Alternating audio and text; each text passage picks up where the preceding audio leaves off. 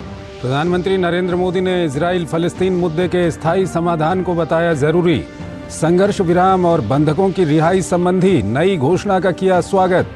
कूटनीति और बातचीत को बताया भू राजनीतिक तनावों को दूर करने का एकमात्र रास्ता।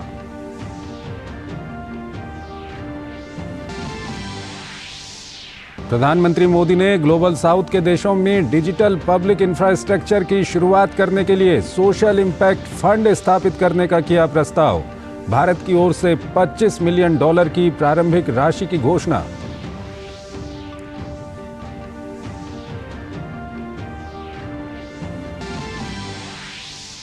विदेश मंत्री डॉक्टर एस जयशंकर ने कहा, वर्चुअल G20 शिखर सम्मेलन में हुई सार्थक चर्चाएं।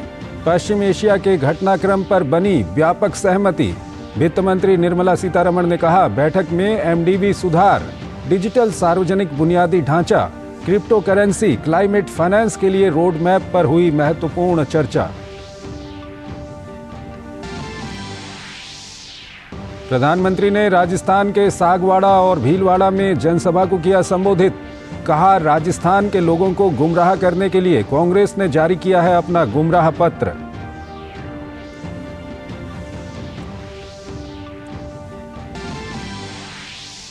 नेशनल हेराल्ड मामले में भाजपा ने साधा कांग्रेस पर निशाना। कहा, सरकारी संपत्ति को बनाया अपनी संपत्ति। RRTS के लिए धन मुहैया न कराने पर भाजपा ने केजरीवाल को लिया आड़े हाथ।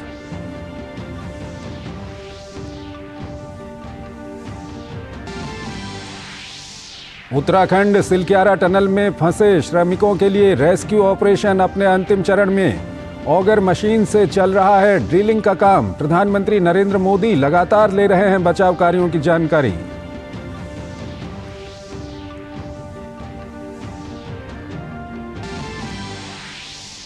और 50 बंधकों की रिहाई के बदले संघर्ष विराम के लिए तैयार हुआ इजराइल। कैबिनेट ने प्रस्ताव पर लगाई मुहर। 4 दिन के सीज फायर पर बनी सहमति। कल सुबह से होगा लागू।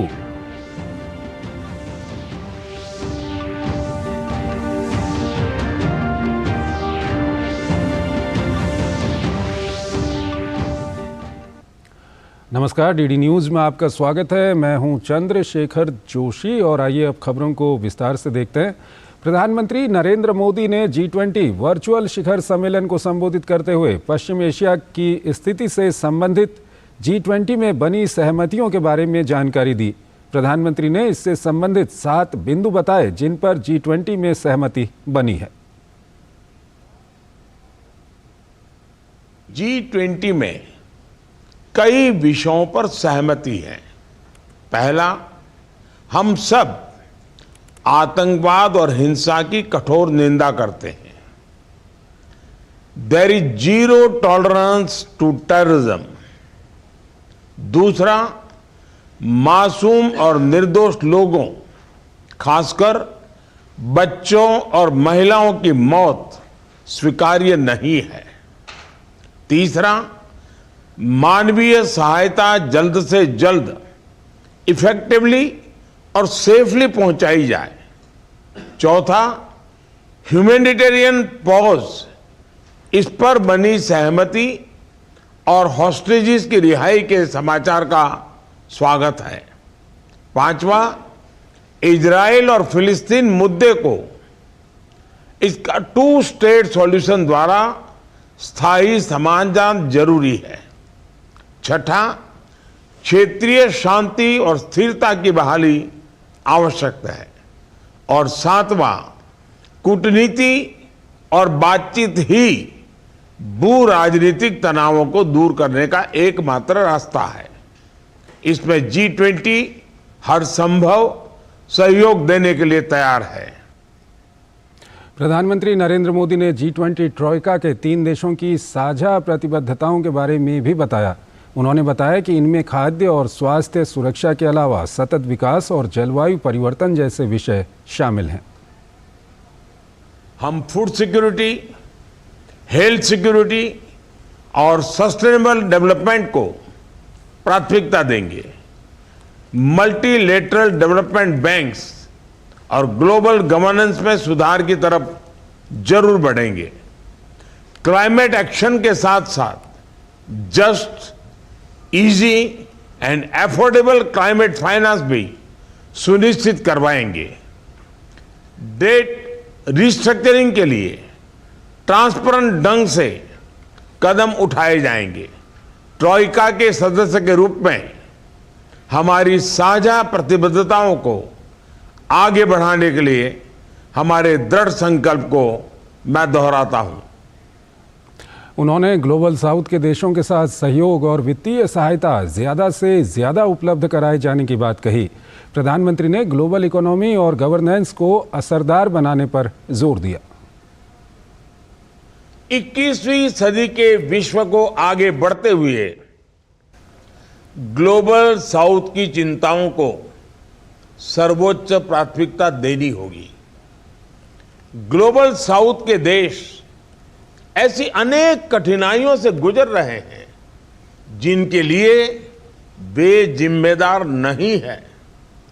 इस संदर्भ में समय की मांग है कि हम डेवलपमेंट एजेंडा को अपना पूर्ण समर्थन दें। ये जरूरी है कि ग्लोबल इकोनॉमिक और गवर्नेंस स्ट्रक्चर को बिगर, बेटर, इफेक्टिव, रिप्रेजेंटेटिव और फ्यूचर रेडी बनाने के लिए उनमें रिफॉर्म्स लाए जाए। जरूरतमंद देशों को समय से और आसान दरों पर सहायता सुनिश्चित करें। प्रधानमंत्री मोदी की G20 वर्चुअल सम्मेलन के संबोधन के बाद विदेश मंत्री एस जयशंकर ने प्रेस वार्ता को संबोधित किया। जयशंकर ने वर्चुअल G20 सम्मेलन को महत्वपूर्ण बताया। इसके साथ ही उन्होंने कहा कि पश्चिमी एशिया में जारी संघर्ष के बाद ये वैश्विक नेताओं की पहली बैठक है। Virtual G20 summit we believe is very significant because it is also the first gathering of world leaders after the outbreak of conflict in West Asia. As I said, many leaders spoke about it, and what we heard really were condemnation of terrorism, expression of deep concern over the loss of civilian lives, calls for extending timely and adequate humanitarian assistance, not allowing the conflict to spread, and to find a long-term solution for the Palestine issue.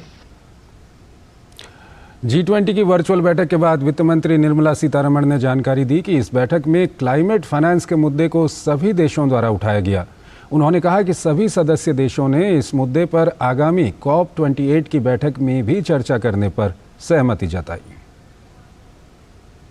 Timely and adequate mobilization of climate finance has also remained high on our agenda during our presidency. Today we heard a lot of members talking about this and how important this will be. Climate finance has been emphasized in terms of new collective quantified goals that we have to arrive by 2024. There was frequent reference by all the members talking about next we meet at COP28.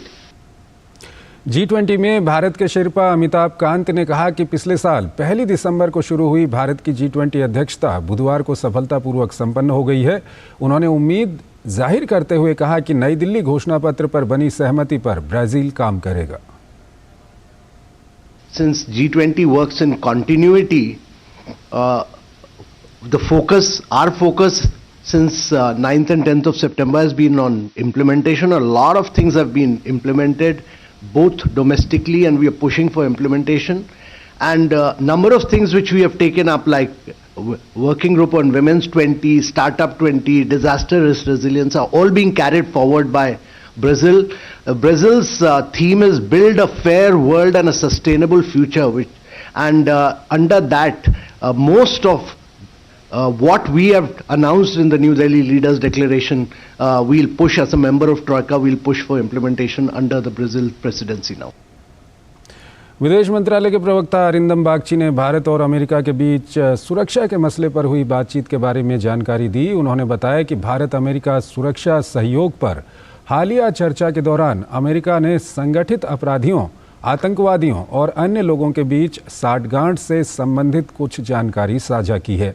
ये input दोनों देशों के लिए चिंता का कारण है और उन्होंने इस संबंध में आवश्यक कार्रवाई करने का निर्णय लिया है। उन्होंने बताया कि भारत ऐसे इनपुट्स को गंभीरता से लेता है क्योंकि ये हमारे अपने राष्ट्रीय सुरक्षा हितों पर भी प्रभाव डालता है और संबंधित विभाग इन इनपुट्स की जांच कर रहे हैं।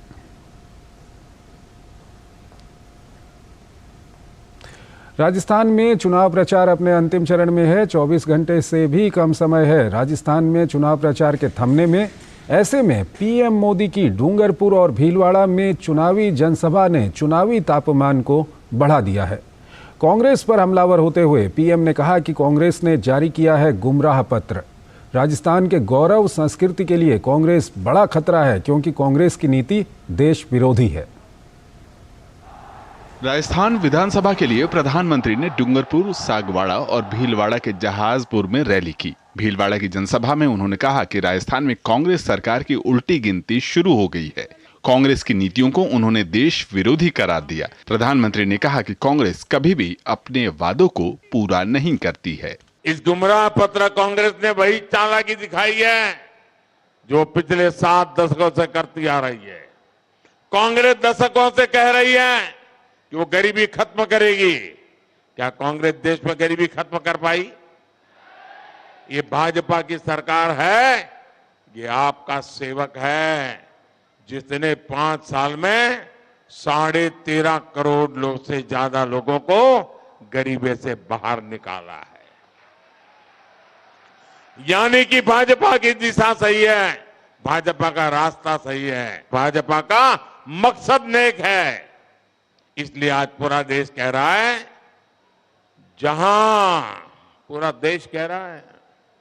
जहां कांग्रेस की सोच खत्म होती है वहां से मोदी की गारंटी शुरू होती है।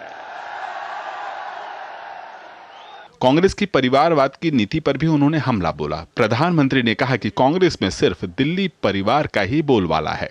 डूंगरपुर, सागवाड़ा की चुनावी सभा में प्रधानमंत्री ने विश्वास जताया कि इस चुनाव में गहलोत का ऐसा सफाया होगा कि दोबारा उनकी सत्ता में वापसी नहीं हो पाएगी। मैं मावजी महाराज को प्रणाम करते हुए, उनके आशीर्वाद लेते हुए आज एक भविष्यवाणी करने की हिम्मत कर रहा हूं। मेरी ये भविष्यवाणी है, ये मेरी नहीं है।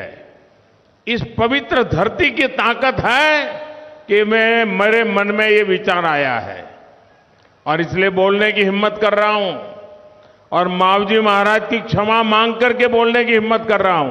पूरे राजस्थान के लोग लिख करके रखे, इस बार तो नहीं, अब राजस्थान में कभी भी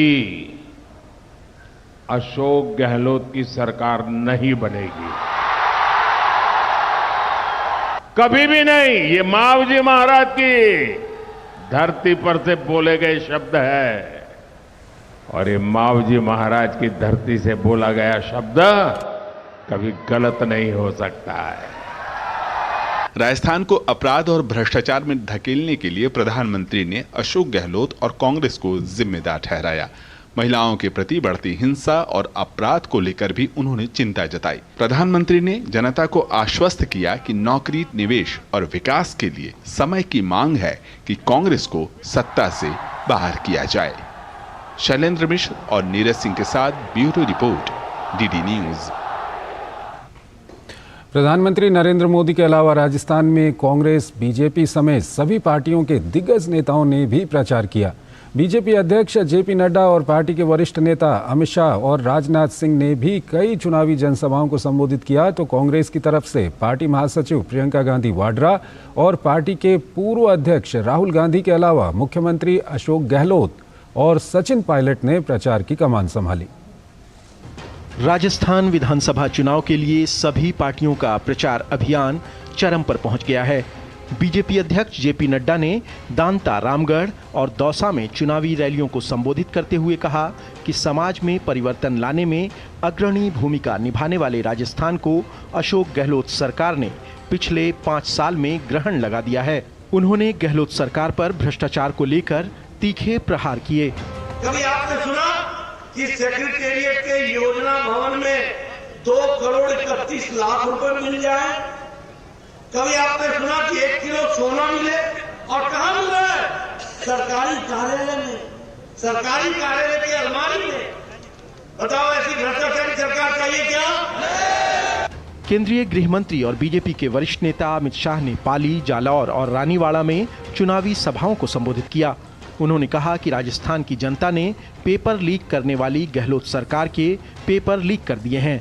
3 दिसंबर को कांग्रेस जा रही है और भाजपा आ रही है। अमित शाह ने गहलोत सरकार पर वोट बैंक की राजनीति के लिए तुष्टीकरण के गंभीर आरोप भी लगाए। कन्हैयालाल तेली को दिन दहाड़े नजरों के सामने चाकू घोंटकर गला काट देते हैं। चित्तौड़गढ़ में रतन सोनी की हत्या होती, वाल्मीकि कृष्ण की हत्या होती और गहलोत सरकार का पेट का पानी नहीं। रक्षा मंत्री और बीजेपी के वरिष्ठ नेता राजनाथ सिंह ने राजस्थान में महिलाओं के खिलाफ बढ़ते अपराध को लेकर गहलोत सरकार को निशाने पर लिया।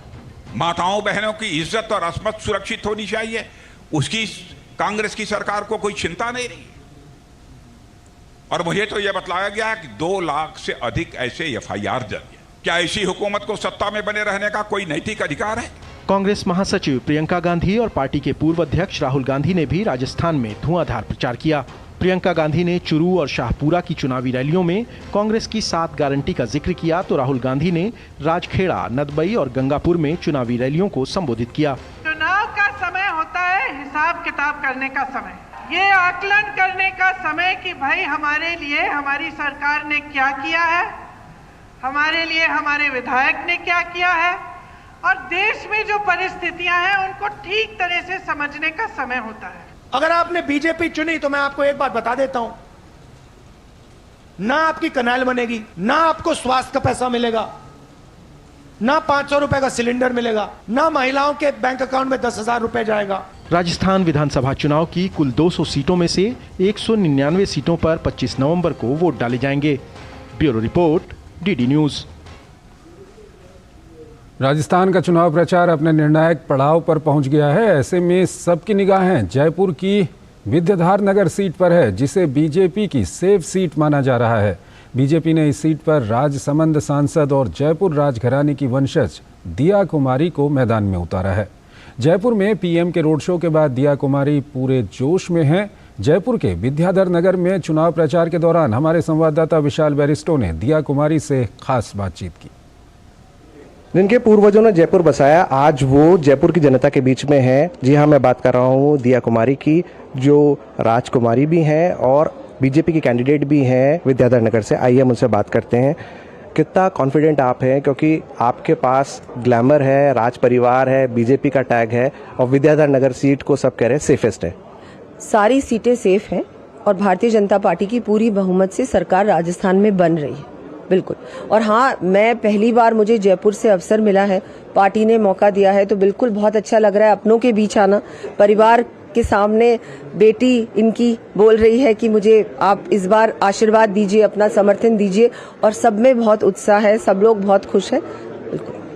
प्रधानमंत्री ने कल जयपुर में रोड शो भी किया है और आप इसको किस तरह से देखते हैं? क्या इतना ज़्यादा एक्सपेक्टेशन आपके लिए कोई चैलेंज है या नहीं? आप एमपी से विधायक का चुनाव लड़ रही हैं।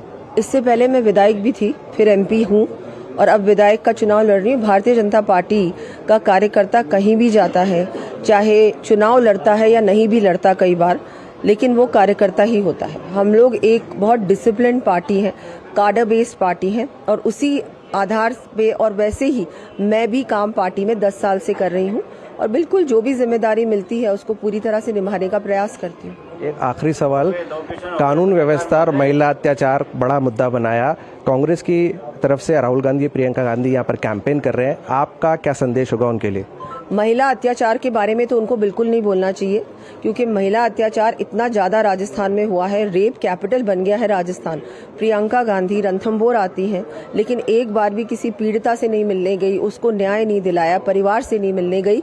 तो मैं उनको पूछना चाहूंगी कि आपकी इतनी बड़ी नेता, आप इतनी बड़ी नेता हैं, आप एक बार भी नहीं आई राजस्थान में किसी पीड़िता से मिलने? लड़की हूं, लड़ सकती हूं, राजस्थान की लड़की क्या महिला नहीं है, क्या इंसान नहीं है? तो ये उनका दोगला व्यवहार है। बाकी चीजों में भी 19 बार पेपर लीक हुआ, ये क्या सही था? इसमें इनके सारे लोग इन्वॉल्व थे, सब कुछ सामने आ ही रहा है।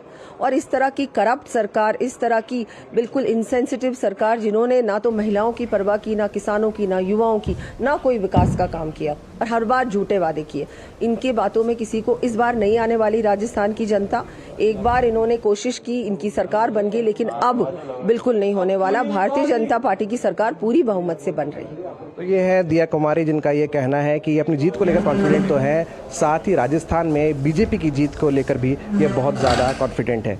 कैमरामैन शुभम के साथ मैं विशाल बेरिस्टो, टीडी न्यूज, जयपुर।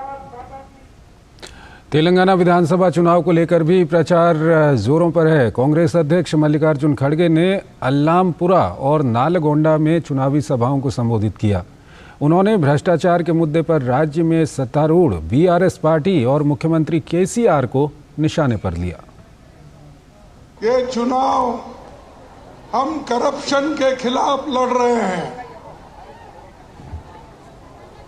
हम उन लोगों के खिलाफ कर रहे हैं जिन्होंने गरीबों की जमीनें छीन ले रही है, वैसों के खिलाफ भी इलेक्शन चल रहा है। केसीआर मस्त में अपने फार्म हाउस में बैठकर सब फैसला लेते हैं, लोगों को कभी मिलते नहीं। वहीं कर्नाटक के पूर्व मुख्यमंत्री और बीजेपी नेता बीएस येदियुरप्पा ने हैदराबाद में प्रेस कॉन्फ्रेंस की और तेलंगाना की जनता को कांग्रेस की गारंटियों और घोषणाओं को लेकर आगाह किया। उन्होंने कहा कि कांग्रेस ने कर्नाटक में भी ऐसे ही वादे किए थे, लेकिन एक भी वादा पूरा नहीं हुआ, इसलिए तेलंगाना की जनता को सतर्क रहने की जरूरत है। I appeal to the request the people of Telangana not to get cheated by the Congress party's lies and empty promises. Jammu Kashmir के राजौरी जिले के धर्मसाल के बाजीमल इलाके में आतंकवादियों के साथ चल रही मुठभेड़ में 2 कैप्टन सहित 4 सैन्यकर्मी शहीद हो गए और 2 अन्य घायल हो गए। क्षेत्र में आतंकवादियों के एक समूह की आवाजाही के बारे में इनपुट मिलने के बाद विशेष बलों सहित सैनिकों को क्षेत्र में तैनात किया गया है। 16 कोर कमांडर और राष्ट्रीय राइफल्स के रोमियो फोर्स कमांडर ऑपरेशन की बारीकी से निगरानी कर रहे हैं। इस ऑपरेशन में आतंकवादियों के घायल होने की भी खबर है। भारतीय सेना व्हाइट नाइट कॉर्प्स ने ट्वीट कर बताया कि आतंकवादी घायल हो गए हैं और घिरे हुए हैं, ऑपरेशन जारी है। एक बार नेशनल हेराल्ड की संपत्तियों को जब्त करने की कांग्रेस की आलोचना पर बीजेपी ने कहा, कांग्रेस को अपने पापों की कीमत चुकानी होगी। कांग्रेस ने अखबार की संपत्तियों को अपनी निजी संपत्तियों में बदलकर अखबार की संपत्ति पर कब्जा कर लिया। नेशनल हेराल्ड की संपत्तियों को जब्त करने की आलोचना पर बीजेपी ने बुधवार को कांग्रेस पर पलटवार करते हुए कहा कि गांधी परिवार को अपने पापों की कीमत चुकानी होगी। पूर्व केंद्रीय मंत्री रविशंकर प्रसाद ने गांधी परिवार पर आरोप लगाते हुए कहा कि गांधी परिवार ने नेशनल हेराल्ड अखबार की संपत्तियों को अपनी निजी संपत्तियों में बदलकर अखबार की संपत्ति पर कब्जा कर लिया। The family must pay for its sins. The Congress Party family अपने भ्रष्टाचार, सत्ता के दुरुपयोग और संपत्ति के लूट का जवाब तो देना पड़ेगा ना आपको। हाँ, तो आप भागते क्यों हैं? तो इसलिए हम इसकी टोटली भर्त्सना करते हैं, और हिम्मत है तो ईमानदारी से आप फेस करिए। इनकम टैक्स आपने फेस किया, आप हारे। बेल पर आप हैं तो ईडी ने अटैच किया है, कंटेस्ट करिए। मनी लॉन्ड्रिंग का केस है, प्रोसीडिंग्स ऑफ क्राइम में फेस करिए, और करना ही पड़ेगा। भाजपा नेता रविशंकर प्रसाद ने कहा कि कांग्रेस ने सरकारी संपत्ति को अपनी संपत्ति बनाया है। यह भारत के लोकतंत्र में बहुत ही शर्मनाक गिरावट है। ये जो पूरी कहानी है नेशनल हेराल्ड की, वो क्या कहती है कि ये फैमिली सिर्फ पार्टी की लिगेसी और फ्रीडम मूवमेंट की लिगेसी नहीं कंट्रोल करती है, जो उस फ्रीडम मूवमेंट की जो प्रॉपर्टी लिगेसी है, मूवेबल प्रॉपर्टी है, इमूवेबल प्रॉपर्टी है, उसको भी अपना पर्सनल प्रॉपर्टी बनाती है। और दूसरा, उस आंदोलन से जुड़े हुए अखबार हैं, उनके शेयर हैं, उनकी प्रॉपर्टी है, वो भी हमारी प्रॉपर्टी है। यह है इस पूरे कहानी का सार। New low in the democracy of India. Bharat के लोकतंत्र में एक बहुत शर्मनाक गिरावट है। नेशनल हेराल्ड अखबार से जुड़े मनी लॉन्ड्रिंग केस की जांच में एसोसिएटेड जर्नल्स लिमिटेड और यंग इंडियन से संबंधित संपत्तियों को प्रवर्तन निदेशालय ने जब्त कर लिया है। ईडी ने 751 करोड़ रुपए की संपत्ति जब्त की है। इसके अलावा दिल्ली, मुंबई और लखनऊ में इसकी 661 करोड़ रुपए की अचल संपत्तियां कुर्क की गई हैं। Bureau report, DD news.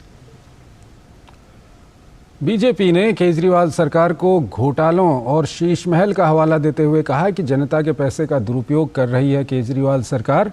BJP प्रवक्ता गौरव भाटिया ने अरविंद केजरीवाल को आरआरटीएस परियोजना के लिए 1100 करोड़ रुपए न देने पर आड़े हाथों लिया है। उन्होंने कहा है कि शराब घोटाला, शीश महल घोटाला और अपने महिमा मंडन पर केजरीवाल सरकार रुपये खर्च करती है, लेकिन जनता के लिए काम करने में हाथ खड़े कर लेती है। शीश महल घोटाला करके अपने लिए 50 करोड़ रुपए जनता के इस्तेमाल कर सकते हैं। 1150 करोड़ रुपए, ये आंकड़ा जो सर्वोच्च न्यायालय ने अपनी टिप्पणी में कहा है, 3 साल में इश्तिहार का बजट है, इस्तेमाल कर सकते हैं अपने महिमा मंडन के लिए। लेकिन जब बात आई कि जनता के लिए जो योगदान देना है कृपया करके उसको करिए, तो अरविंद केजरीवाल की सरकार ने हाथ खड़े कर दिए। एआईएमआईएम नेता अकबरुद्दीन ओवैसी द्वारा कल हैदराबाद में एक जनसभा के दौरान एक पुलिस अधिकारी को धमकी देने का मामला सामने आया था, जिसके बाद भाजपा प्रवक्ता गौरव भाटिया ने अकबरुद्दीन ओवैसी पर निशाना साधा। उन्होंने कहा कि कानून से ऊपर कोई नहीं है। अकबरुद्दीन ओवैसी तो वही हैं जो कह रहे थे 15 मिनट के लिए पुलिस हटा दो। फिर से उनका यह अराजक रूप सामने आया है। जब भारत माता के लाल वर्दी पहन के आते हैं और कानून तोड़ने वालों को 10 डंडे मारते हैं और गिनते 1 हैं, तो वर्दी का रसूख भी पता चलता है। और ऐसे अभद्र जो बयान देते हैं उनको अपनी हैसियत भी पता चलती है। उत्तराखंड के उत्तरकाशी जिले के सिलक्यारा टनल में फंसे मजदूरों को निकालने के लिए रेस्क्यू ऑपरेशन का काउंटडाउन शुरू हो गया है। आपदा राहत और बचाव कार्य अपने अंतिम चरण में है। देवभूमि उत्तराखंड के उत्तरकाशी जिले के सिलक्यारा टनल में फंसे मजदूरों को बाहर निकालने के लिए चलाया जा रहा राहत और बचाव अभियान युद्ध स्तर पर जारी है। इस बीच फंसे 41 मजदूरों को बचाने के लिए लगभग 67% ऑगुर ड्रिलिंग पूरी हो गई है। इसके तहत क्षैतिज पाइप 45 मीटर तक डाला गया है। तो वहीं केंद्र और राज्य की एजेंसियों को कोऑर्डिनेट कर रहे उत्तराखंड के सचिव और नोडल ऑफिसर नीरज खैरवाल ने कहा कि अभियान तेजी पर है। वहीं ब्रिटेन के अंतर्राष्ट्रीय टनल विशेषज्ञ ने भी कहा कि सभी मजदूर सकुशल बाहर निकाल लिए जाएंगे।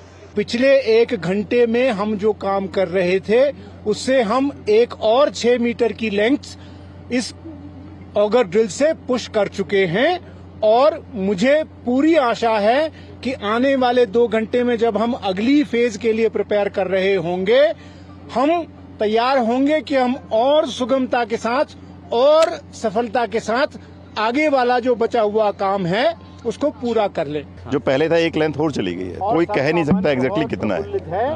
वो जैसे अगर आगे जाएगा, जो आपका फुट पाइप गया था वो ऊपर था, ये पाइप नीचे है, तो उसके अकॉर्डिंगली ही आप लोगों को आगे बताया जा सकता है कितना गया है। एग्जैक्ट लेंथ जितना जाता जाएगा वो बताएगा। We're supporting the auger and we're also supporting the microtunnel. Microtunnel's been set up. It'll take a couple of days before it starts. Meanwhile, we're progressing quite well with the auger. Silkyara tunnel में राहत कार्यों को अंजाम देने वाली एजेंसियों के इंजीनियरों और कार्मिकों के अलावा प्रशासनिक अमले और टनल में फंसे मजदूरों और उनके परिजनों के लिए खाने पीने की व्यवस्था करने का जिम्मा हंस फाउंडेशन ने लिया है। नर सेवा नारायण सेवा की थीम पर काम कर रहे संगठन से जुड़े हंस फाउंडेशन द्वारा तकरीबन 1100 लोगों के लिए मुफ्त खाने पीने की व्यवस्था की गई है। खाना जा रहा है, चावल, दाल, सब्जी, रोटी और दूध है इसके साथ। ये जो है अभी भेजना है। सुबह में नाश्ता भी गया है, हलवा उलवा जो था दलिया का, ये सब फ्रूट सब ये सब कुछ गया है। अभी SDRF की टीम है और आपका जितने भी टनल में काम करने वाले लोग हैं वो सारे के सारे अभी यहाँ पे माता जी की ओर से प्रसाद यहाँ पे ग्रहण कर रहे हैं। लगभग पिछले जब से ये शुरुआत हुई है यहाँ इस पर अभियान की, तब से खाना खिला रहे हैं लगातार। अच्छा दे रहे हैं, लोगों ने तारीफ की है, जो पसंद का खाना है मैंने पूछा है लोगों से तो बढ़िया खाना खिला रहे हैं। हर दिन अलग अलग वैरायटी का बन रहा है सब्जी, खाने का भी अलग अलग है। किसी दिन पूड़ी बन रही है, किसी दिन रोटी है, किसी दिन चावल है। दरअसल 12 नवंबर को सुबह 5:30 बजे सिलकियारा से बड़कोट के बीच बन रही निर्माणाधीन सुरंग में धंसाव हो गया था। ये घटना सुरंग के सिलकियारा वाले हिस्से में 60 मीटर की दूरी में मलबा गिरने के कारण हुई।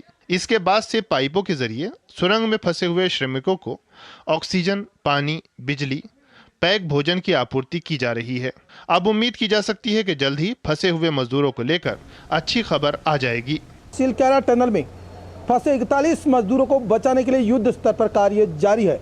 प्रधानमंत्री कार्यालय की सजगता और सतर्कता की वजह से उम्मीद की जाती है कि इस ऑपरेशन को न केवल जल्द ही पूरा कर लिया जाएगा बल्कि मजदूरों को सकुशल वापस बाहर भी निकाल लिया जाएगा। मेरे सहयोगी कैमरामैन जगमोहन के साथ मैं OP Yadav, DD news, Silkyara, Uttarkashi.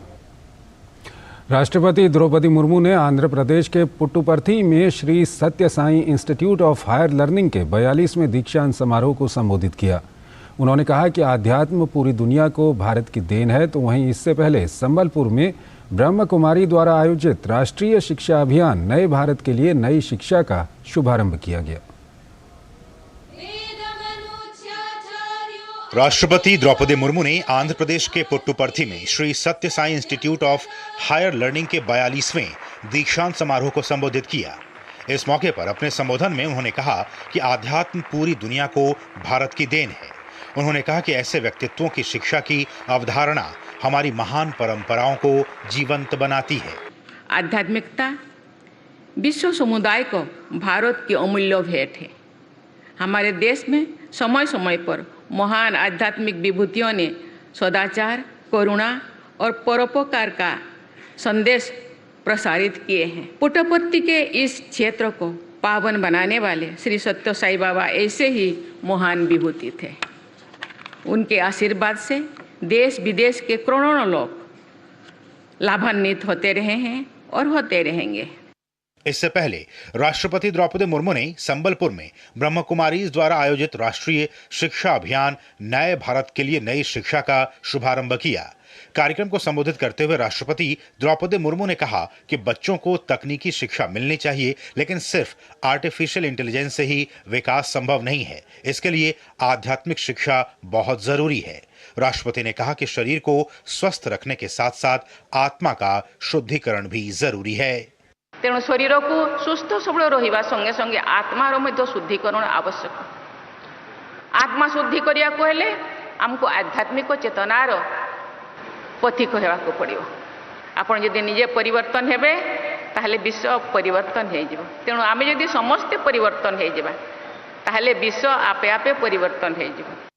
केंद्रीय शिक्षा मंत्री धर्मेंद्र प्रधान ने कहा कि आज चुनौती ये है कि हम मनुष्य बनाएंगे या मशीन बनाएंगे, हमें आर्टिफिशियल इंटेलिजेंस चाहिए या ह्यूमन इंटेलिजेंस चाहिए। इसका एक ही सूत्र है कि हम लोग आध्यात्म और शिक्षा के साथ आगे बढ़ें और देश को विकसित बनाने में अपना रोल निभाएं। आज चुनौती ये है, हम मनुष्य बनाएंगे या मशीन बनाएंगे। आज AI चाहिए ना HI चाहिए, आर्टिफिशियल इंटेलिजेंस चाहिए ना ह्यूमन इंटेलिजेंस चाहिए। उसी की एक ही सूत्र है, आध्यात्मिकता के साथ जो आप करते आए हो। आपकी इस कैंपेनिंग के मूल आधार भारत को 21वीं सदी में 2047 तक विकसित बनानी है। भारत से दारिद्र्यता को मूलोत्पाटन करना है, भारत में समानता लानी है, भारत को भव्य बनाना है। एक ही कुंजी है, एक ही चाबी है, वो शिक्षा। और आप उस काम पे जुड़े हो। कार्यक्रम के दौरान उड़ीसा के राज्यपाल रघुवर दास भी मौजूद थे। साथ ही ब्रह्म कुमारी संस्थान के मुख्यालय माउंट आबू से भी सैकड़ों की संख्या में ब्रह्म कुमारी समाज के लोगों ने कार्यक्रम में हिस्सा लिया। इस अवसर पर सांस्कृतिक कार्यक्रम का भी आयोजन किया गया। ब्यूरो इनपुट के साथ ऋषि कुमार की रिपोर्ट, DD न्यूज।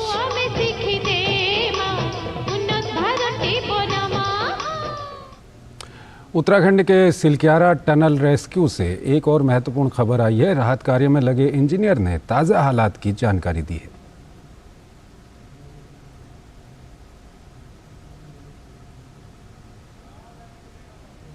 थोड़ी सी रुकावट है, एक गर्डर का टुकड़ा आगे आया हुआ है, उसको काटने के बाद 12 मीटर आगे बढ़ना है और लोग बाहर आ जाएंगे।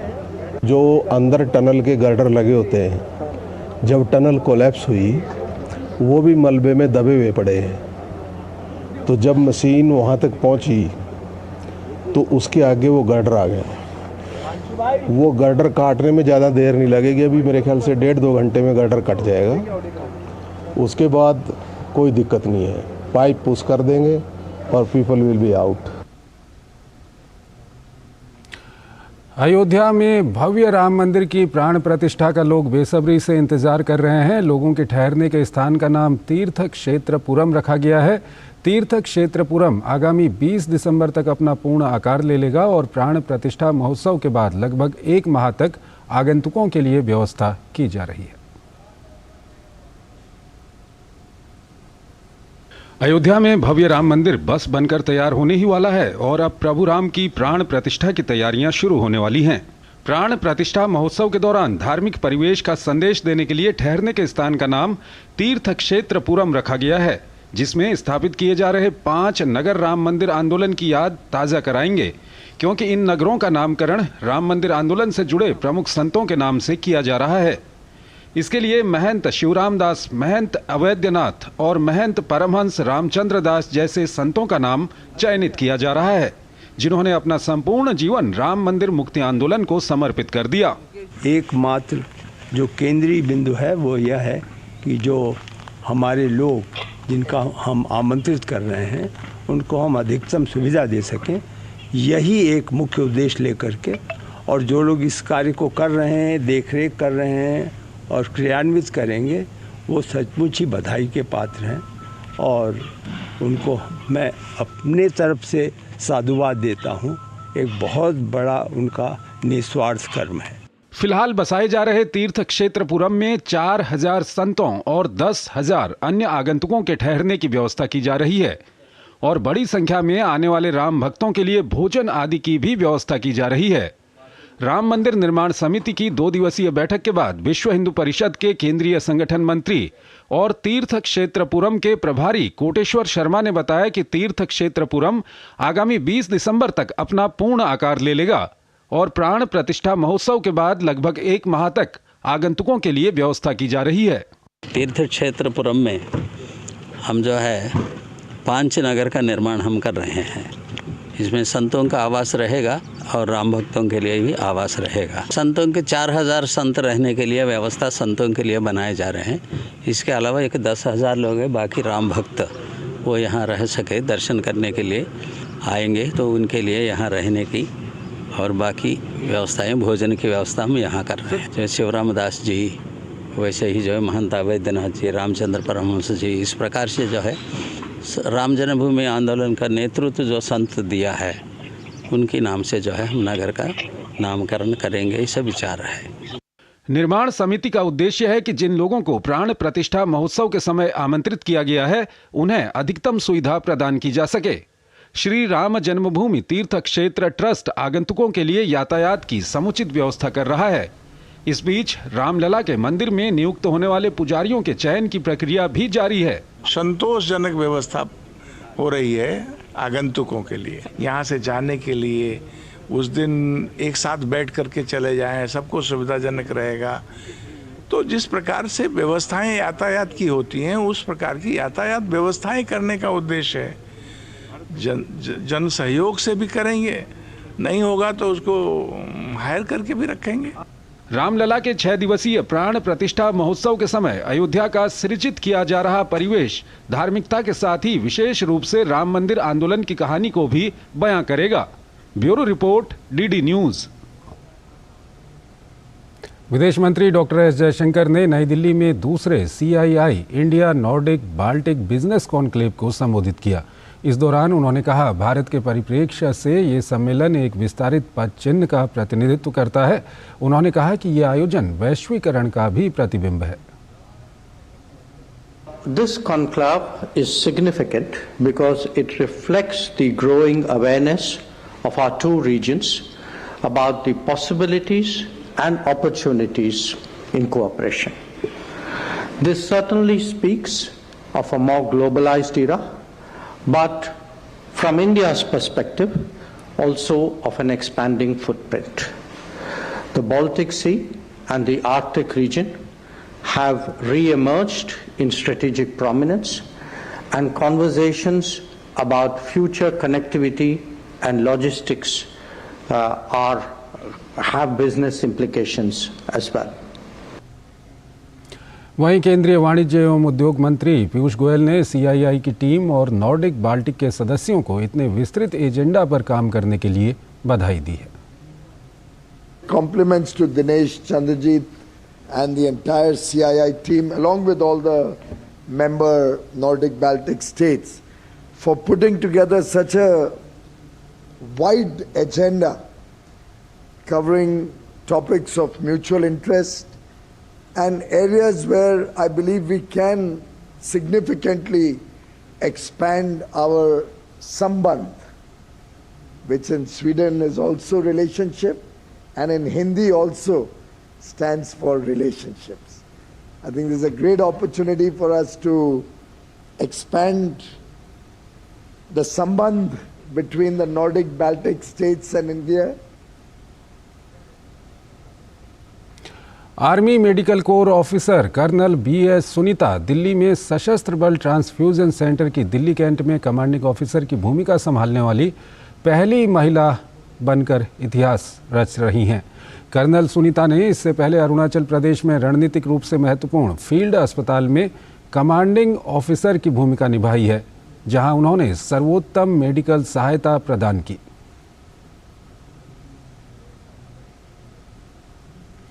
राजस्थान विधानसभा चुनाव में कांग्रेस ने जयपुर की मालवीय नगर सीट से विश्व हिंदू परिषद के दिग्गज रहे आचार्य धर्मेंद्र की पुत्रवधू अर्चना शर्मा को एक बार फिर से मौका दिया है। मालवीय नगर सीट से कांग्रेस की अर्चना शर्मा को बीजेपी के हाथों 2 बार हार झेलनी पड़ी है।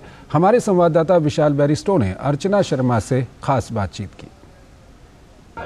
विधानसभा चुनाव में अगर जयपुर की बात करें तो सनातन और हिंदुत्व का मुद्दा छाया हुआ है। मेरे साथ है डॉक्टर अर्चना शर्मा, जो एक बार फिर से मालवीय नगर से अपना भाग्य आजमा रही हैं। अर्चना जी, पिछले 3 चुनाव आप हारी हैं और इस 2 चुनाव आप हारी हैं और इस बार फिर से आप उसी मैदान में हैं। सनातन और हिंदुत्व का मुद्दा छाया हुआ है, तो इसमें आपको क्या कहना है? देखिए, पिछला चुनाव में हारी नहीं थी, हराई गई थी, लगभग मैं जीत गई थी। और 13 का चुनाव तो ऐसा था कि आंधी चल रही थी, सब उड़ गए।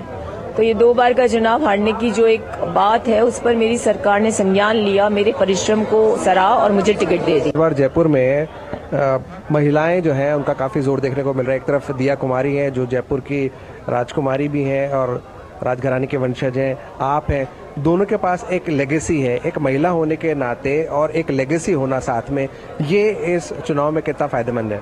देखिए, मेरे पास तो कोई लेगेसी नहीं है, मैं आचार्य धर्मेंद्र की, लेकिन मैं कांग्रेस में हूँ, आप भूल रहे हैं। दूसरी बात, मैंने अपना वजूद अपने आप बनाया कार्यकर्ता के रूप में। मैं पार्षद बनी, पार्षद के बाद मैं I have risen through ranks, तो मुझे पता है कि काम करने से होता है। एक राजशाही राजघराने की राजकुमारी है, प्लेटर पे उनको सब कुछ मिल गया, तो आप मेरी तुलना एक राजकुमारी से मत करिए जिन्हें सब कुछ मिला हुआ है। उनको तो ऐसी सीट दी गई है जहाँ पर उनको कुछ करना नहीं है, ऐसा लोग कह रहे हैं, लेकिन मैं आपको बता रही हूँ, जनता समझदार हो चुकी, वो सीट भी हम जीतेंगे, क्योंकि राजा और रंग की लड़ाई है। तो ये है डॉक्टर अर्चना शर्मा, जिनका ये कहना है कि ये पिछली बार 2 बार इन्होंने जरूर हार का मुंह देखा, लेकिन इस बार गहलोत सरकार के विकास के मुद्दे पर ये चुनाव जरूर जीतेंगी। कैमरामैन शुभम के साथ मैं विशाल बैरिस्टो, DD न्यूज जयपुर। यूपी के सिद्धार्थनगर में विकसित भारत संकल्प यात्रा की प्रभारी अधिकारी और श्रम रोजगार मंत्रालय की संयुक्त सचिव वित्तीय सलाहकार मधुमिता दास ने कार्यक्रम के तहत कलेक्ट्रेट सभागार में अधिकारियों के साथ मीटिंग कर केंद्र व प्रदेश सरकार के द्वारा चलाई जा रही जन कल्याणकारी योजनाओं के बारे में समीक्षा बैठक की। वहीं प्रभारी अधिकारी ने जनपद के विकासखंड नौगढ़ ग्राम पंचायत महादेवा नानकार पर पहुंचकर ग्रामीण महिलाओं व लोगों से मुलाकात की। साथ ही विकसित भारत संकल्प यात्रा के बारे में लोगों को बताया।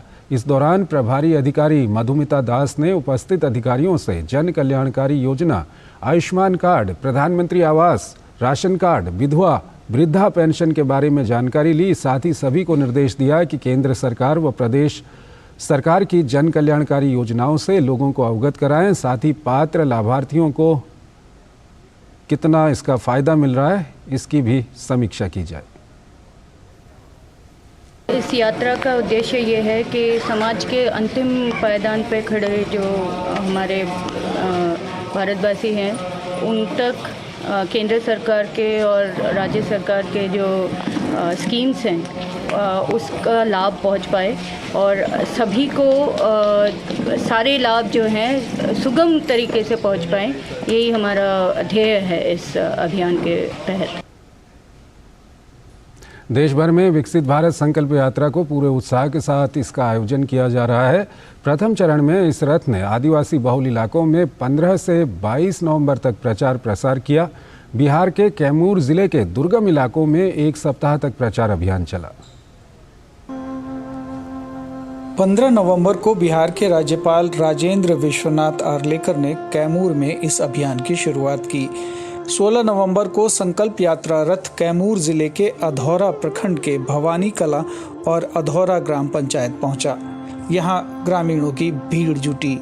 अभियान के दौरान इस वाहन में लगी बड़ी LCD स्क्रीन के जरिए जहां लोक कल्याण से जुड़ी योजनाओं से संबंधित फिल्में दिखाई गईं, वहीं कैंप लगाकर उज्ज्वला गैस कनेक्शन दिए गए।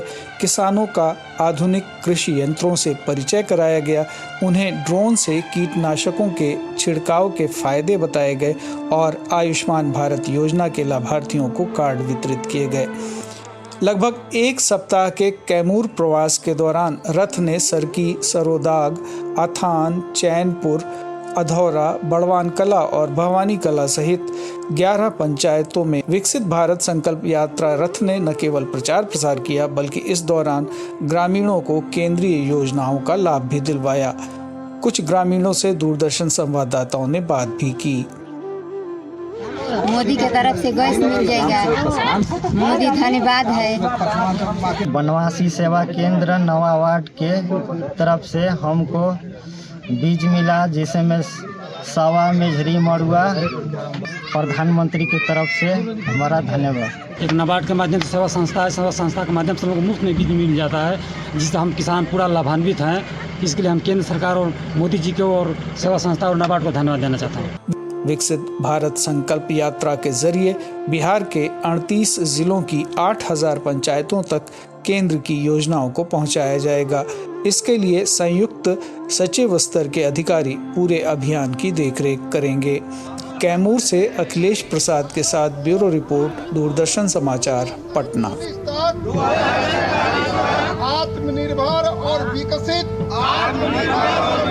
राष्ट्र बनाने के सपने को साकार करेंगे। उड़ीसा से रेल मार्ग के जरिए 1 दिवसीय दौरे पर झारखंड पहुंचने पर रेल मंत्री अश्विनी वैष्णव का झारखंड दौरे पर जोरदार आए स्वागत हुआ। इस दौरान उन्होंने चांडिल और रांची रेलवे स्टेशन पर मीडिया से बात करते हुए कहा कि रेलवे के विकास के लिए राज्य सरकारों का सहयोग आवश्यक है। उन्होंने कहा कि प्रधानमंत्री भारतीय रेलवे के आधुनिकीकरण के लिए कई महत्वपूर्ण कदम उठा रहे हैं। देखिए हमारी ये खास रिपोर्ट।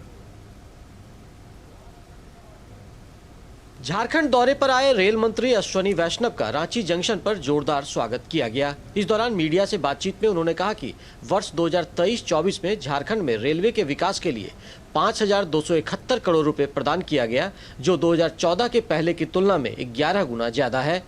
उन्होंने कहा कि पीएम मोदी ने रेलवे के आधुनिकीकरण का बीड़ा उठाया है। रेल मंत्री ने यह भी कहा कि भारतीय रेल के विकास के लिए केंद्र सरकार कृत संकल्पित है। उन्होंने कहा कि झारखंड के 57 रेलवे स्टेशनों का आधुनिकीकरण कर उन्हें विश्व स्तरीय स्टेशन में परिणत किया जा रहा है।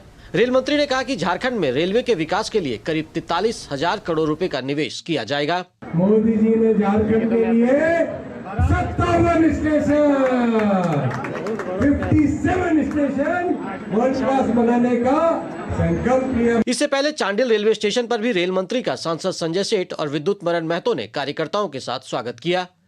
उन्होंने कहा कि चांडिल रेलवे स्टेशन का भी कायाकल्प किया जाएगा और टाटानगर रेलवे स्टेशन को भी अत्याधुनिक बनाने की तैयारी शुरू कर दी गई है। 1309 स्टेशन को वर्ल्ड क्लास बनाने का काम आरंभ किया है अमृत भारत स्टेशन के तहत। उसमें चांडिल स्टेशन को भी वर्ल्ड क्लास बनाने का काम हुआ है संचय। रांची में स्थानीय सांसद संजय सेठ ने मंत्री के समक्ष केतारी बगान और चुटिया पावर हाउस के पास फ्लाईओवर बनाने की मांग रखी, जिसे स्वीकार करते हुए रेल मंत्री ने डीआरएम को 15 दिनों में रिपोर्ट देने का निर्देश दिया। रांची से प्रताप के साथ मैं दिवाकर कुमार। महिलाओं को आत्मनिर्भर बनाने के लिए नूंह में एक व्यावसायिक प्रशिक्षण केंद्र का आज उद्घाटन किया गया। बिश्नौली सर्वोदय ग्रामोद्योग सेवा संस्थान की एक और पहल के तहत मुद्रा के सहयोग से इस व्यावसायिक प्रशिक्षण केंद्र को स्थापित किया गया है। पेश है हमारे संवाददाता गिरीश निशाना की ये खास रिपोर्ट।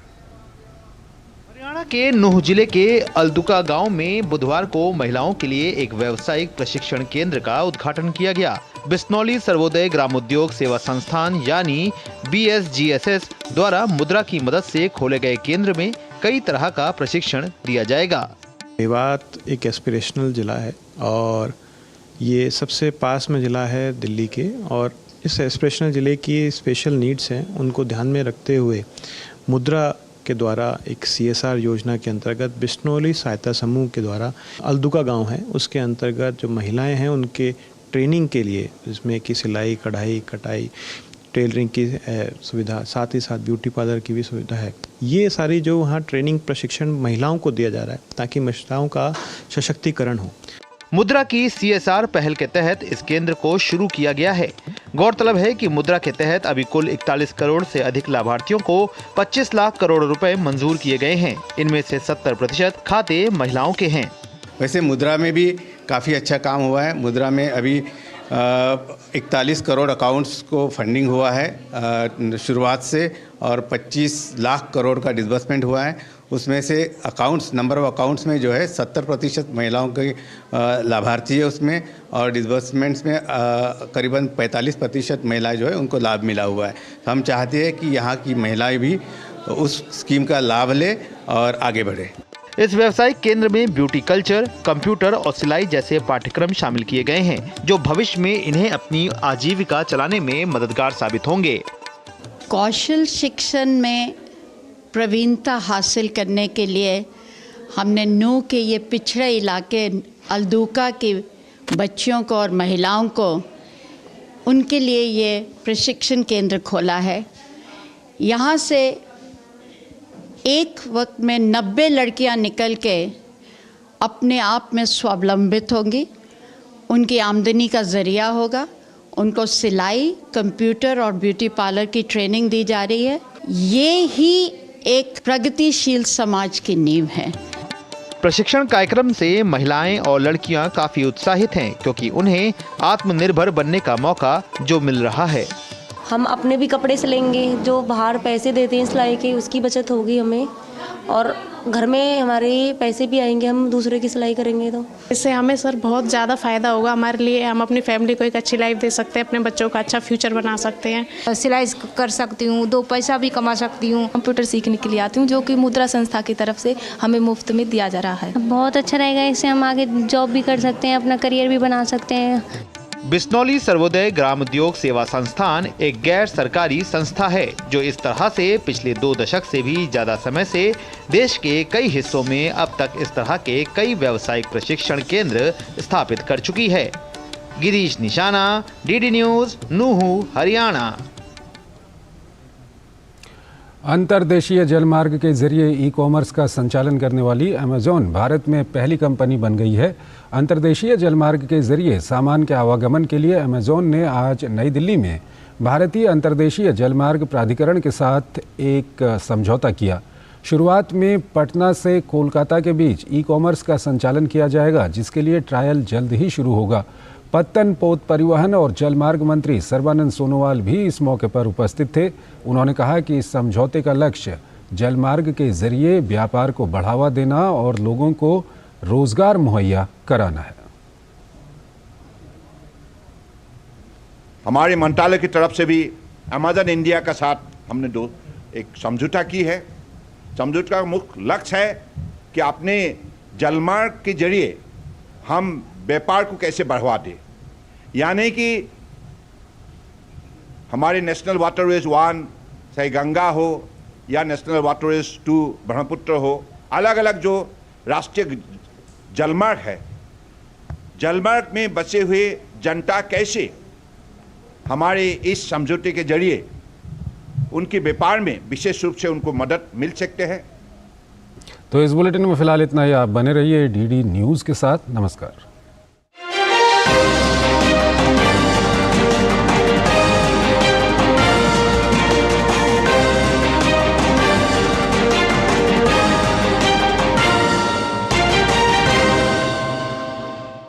जीवन हम हाथ पर हाथ धरे बैठे रहे और इन अंग्रेजों को मनमानी करने देंगे?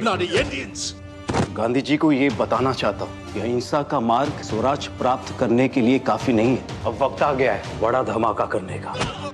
सर को बताओ क्या होने वाला है इंडिया में? जिस क्रांति की योजना बनाई जा रही है वो आज तक के इतिहास से सबसे बड़ी क्रांति होगी। Mister Sachindra Nath Sanyal, you are finished. Swaraj में देखिए सचिंद्र नाथ सान्याल की महान गाथा। देखिए स्वराज प्रत्येक रविवार प्रातः 9 बजे, पुनः प्रसारण रात 9 बजे, सिर्फ डीडी नेशनल पर। देश का पहला चैनल, देश का अपना चैनल। दूरदर्शन लेकर आ रहा है भारत का पहला फोक सिंगिंग रियलिटी शो जिसका नाम है भारत का अमृत कलश, जिसके ऑडिशंस हो रहे हैं भारत के हर राज्य में। यदि आप हैं एक लोक गायक, यदि आप हैं एक फोक सिंगर और आपकी आयु 18 से ऊपर है तो आज ही इन नंबर्स पर कॉल करके अपने आप को रजिस्टर कीजिए, पंजीकृत कीजिए।